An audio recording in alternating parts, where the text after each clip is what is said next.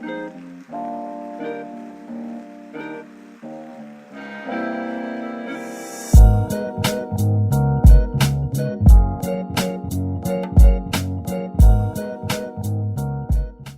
it's Brewbird. Welcome to the Distilled Kitchen. In this episode, we're making a staple of the Scottish diet, sausage rolls. Homemade ones are miles better than shop-bought ones, and they can be as simple or difficult to make as you like. So let's get to it. First, I'll finely slice 2 medium onions.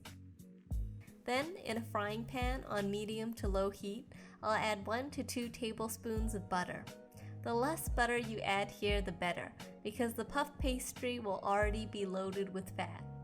So if we use too much butter here, we'll end up with greasy bottom sausage rolls. To the butter, I'll add in my sliced onions and sweat for 5 minutes. Then I'll add 2 tablespoons of balsamic vinegar and sweat those onions out until they're soft and translucent, about 10 to 15 minutes more. I love balsamic vinegar with onions because the acidity of the vinegar helps break down the onions faster, and it also gives the onions a slightly sweet and fruity quality, which will give our sausage rolls a little something extra. Then I'll add a lot of freshly cracked black pepper.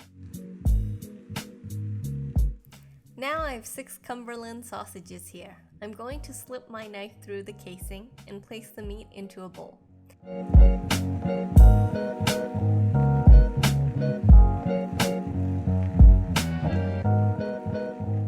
Then I'll place in my onions, the leaves of 3 to 4 sprigs of thyme, and more cracked black pepper. You'll notice I'm not adding in any salt, because usually the sausage meat is already salty enough. Also, if you have some dried breadcrumbs, add 3 tablespoons in now, as the breadcrumbs will absorb the excess fat from the sausage meat so you don't get any greasy bottoms. Mix this all up with your hands. If you want to simplify this recipe even further, you can skip the onions, thyme, and black pepper and just use sausage meat on its own as the filling. Like I said, this recipe can be as easy or difficult as you want it to be.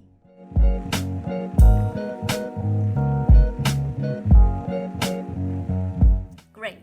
I have a sheet of puff pastry here, which is super convenient and cheap to buy at the store, so there's really no point in going through the hassle of making it ourselves. I'll lay this down and put down my sausage mixture along the long side of it, about 1 inch away from the edge. The sausage mixture should be in a nice even log shape. Then I have an egg here which I've beaten, and I'll brush this egg wash on the edge of the pastry, on either side of the sausage meat. It should look like this.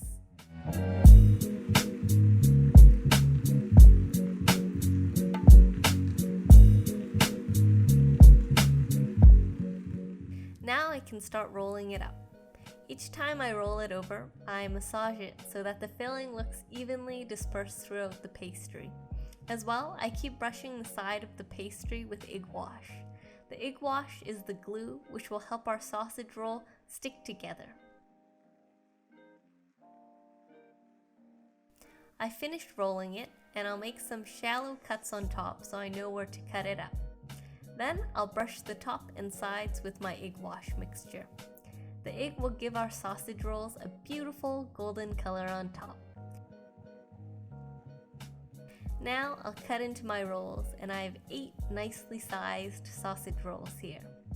The last thing I'll do is sprinkle a generous amount of sesame seeds on top as decoration and for added texture.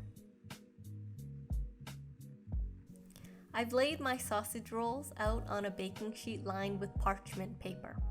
I'll pop these in the oven for 30 to 35 minutes at 180 degrees Celsius. If you're really an overachiever, you can put these sausage rolls on a cooling rack for a few minutes so any excess oil will drip away.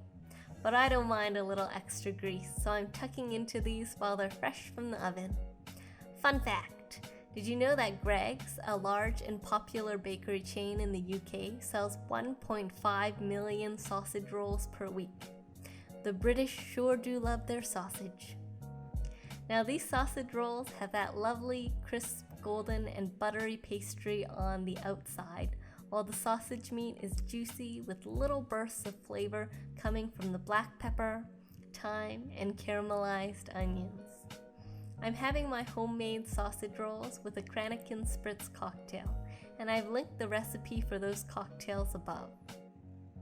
I'm going to sit down to enjoy these scrumptious sausage rolls properly, so don't forget to subscribe below, and I'll see you next time.